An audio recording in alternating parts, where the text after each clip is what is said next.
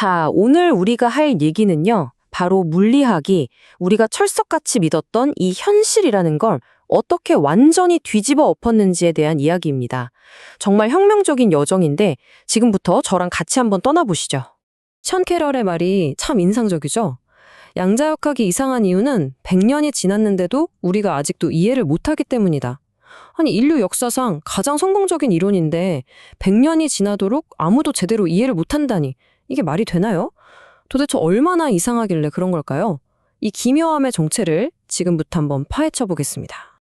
이야기는 19세기 말로 거슬러 올라갑니다. 이때 물리학계 분위기는요, 거의 축제 분위기였어요. 우리가 이제 우주의 모든 비밀을 다 풀었다. 이런 자신감이 한 해를 찔렀죠. 이제 남은 건 그냥 몇 군데 작은 구름만 걷어내면 되는 그런 사소한 문제들 뿐이라고 생각했습니다. 거의 모든 걸 안다고 믿었던 거죠. 그 당시 물리학자들이 보던 세상은요, 정말 단순하고 아름다웠어요. 딱 두 가지로 설명이 됐거든요. 물질과 힘. 물질은 원자나 전자 같은 작은 알갱이, 즉 입자로 이루어져 있고요. 그리고 힘, 그러니까 중력이나 전자기력 같은 것들이 이 입자들을 밀고 당기면서 움직이게 하는 거죠. 모든 게 딱딱 맞아떨어지는 마치 정교한 시계 같았어요. 초기 조건만 알면 미래의 모든 것을 예측할 수 있다고 믿었죠. 완벽한 세상이었어요. 하지만 이 완벽해 보이던 세계관은 정말 사소해 보이는 문제 하나 때문에 무너지기 시작합니다. 그게 뭐였냐면 바로 원자의 구조였어요. 이 세상 모든 걸 이루는 가장 기본적인 벽돌, 그 원자 자체가 고전 물리학의 법칙으로는 도저히 설명이 안 됐던 겁니다. 자, 한번 따져볼까요? 고전 물리학에 따르면요, 전자는 원자 핵 주위를 돌아요. 마치 지구가 태양 주위를 도는 것처럼요. 그런데 문제는 전자는 전하를 띤 입자라는 거죠. 이런 입자가 움직이면 전자기학 법칙에 따라 반드시 빛, 즉 에너지를 방출해야 합니다. 그럼 어떻게 될까요? 에너지를 계속 이러니까 속도가 줄고 점점 안쪽으로 빨려 들어가겠죠. 결국에는 나선을 그리면서 원자핵에 쾅 하고 부딪혀야만 해요. 논리적으로는 이게 맞는데 현실은 전혀 그렇지 않잖아요?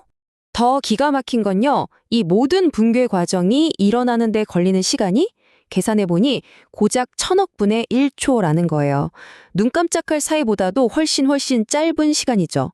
만약 이 계산이 맞다면 이 세상의 모든 원자는 만들어지는 순간 즉시 사라져야 해요. 여러분도 저도 이 세상 그 무엇도 존재할 수가 없는 거죠. 이건 그냥 작은 오차가 아니었어요. 고전 물리학이라는 거대한 건물의 가장 밑바닥 기초가 통째로 잘못됐다는 신호였습니다. 상황이 이쯤 되니 물리학자들은 어쩔 수 없었어요. 기존의 규칙, 그 오래된 물리학 교과서를 그냥 찢어버리고 완전히 새로운 규칙서를 써야만 했습니다. 그게 바로 양자역학이에요. 그런데 이 새로운 규칙서는 정말 이상했어요. 원자가 왜 붕괴하지 않는지 같은 건 기가 막히게 설명해내는데 그 내용이 우리가 평생 경험하며 쌓아온 모든 상식을 그냥 박살내버리는 것들이었거든요. 자, 그럼 그 이상한 규칙의 핵심이 뭐냐? 바로 이겁니다. 우리가 뭔가를 보고 있지 않을 때, 예를 들어 전자가 어디 있는지 안 쳐다보고 있을 때는요, 그 전자는 여기 있다 라고 콕 집어 말할 수 있는 상태가 아니에요. 마치 물에 잉크가 퍼져나가듯이 존재할 수 있는 모든 가능성으로 희미하게 퍼져 있는 파동 같은 상태라는 겁니다. 그런데 정말 미치고 팔짝 될 노릇은 바로 다음이에요.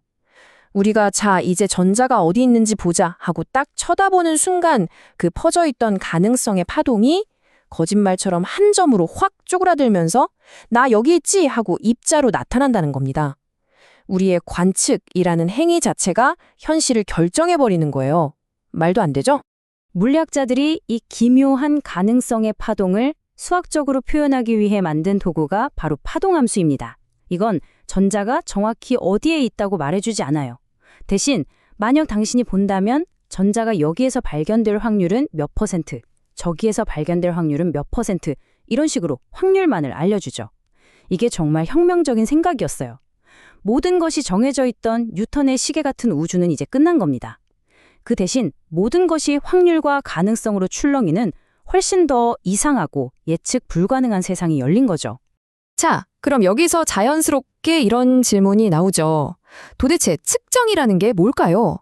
파동을 입자로 바꾸는 그 결정적인 행위가 대체 뭐냐는 거죠. 꼭 우리 인간이 의식을 가지고 쳐다봐야만 하는 걸까요? 아니면 그냥 카메라 같은 기계가 툭 부딪히기만 해도 측정이 되는 걸까요?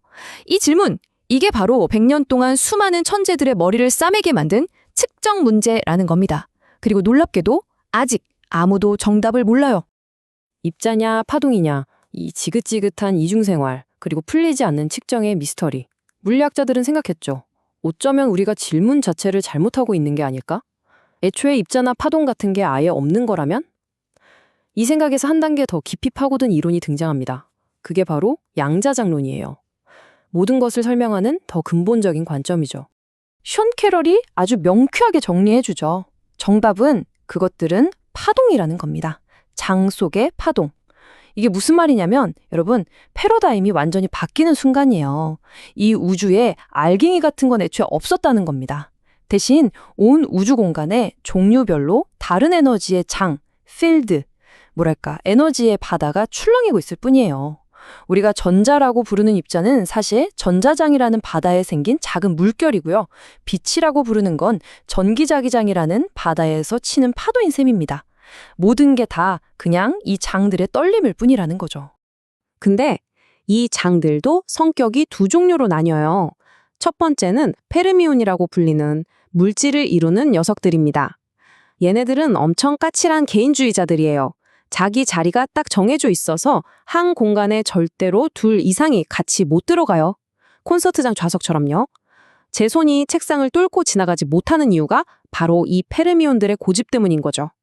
반면에 보손이라는 장들은 힘을 전달하는데 얘네들은 완전 인싸예요.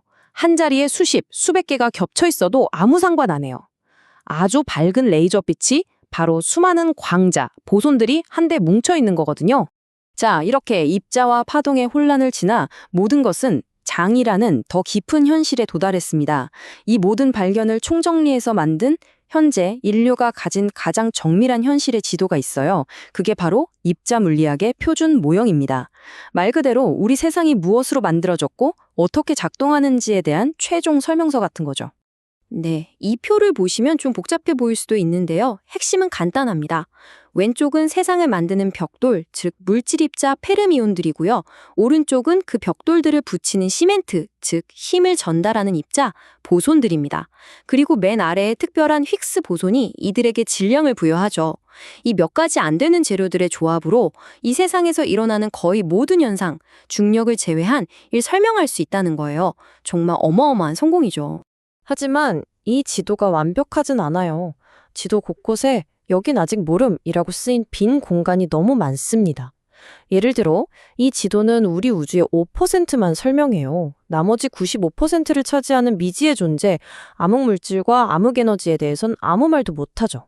블랙홀 안에서 무슨 일이 벌어지는지, 즉 중력을 양자역학적으로 설명하는 방법도 모르고요.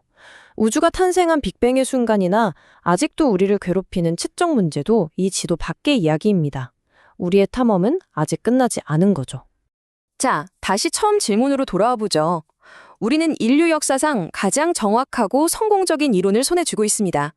그런데 그 이론이 우리에게 말해주는 현실의 모습은 우리의 상식으로는 도저히 이해할 수 없는 것들 뿐이에요. 만약 이토록 성공적인 이론이 이치에 맞지 않는다면 어쩌면 우리가 현실이라고 부르는 것 자체가 우리가 생각하는 것과 전혀 다른 무언가일 수도 있지 않을까요? 우리가 앞으로 또 무엇을 발견하게 될지 정말 궁금해지지 않으세요?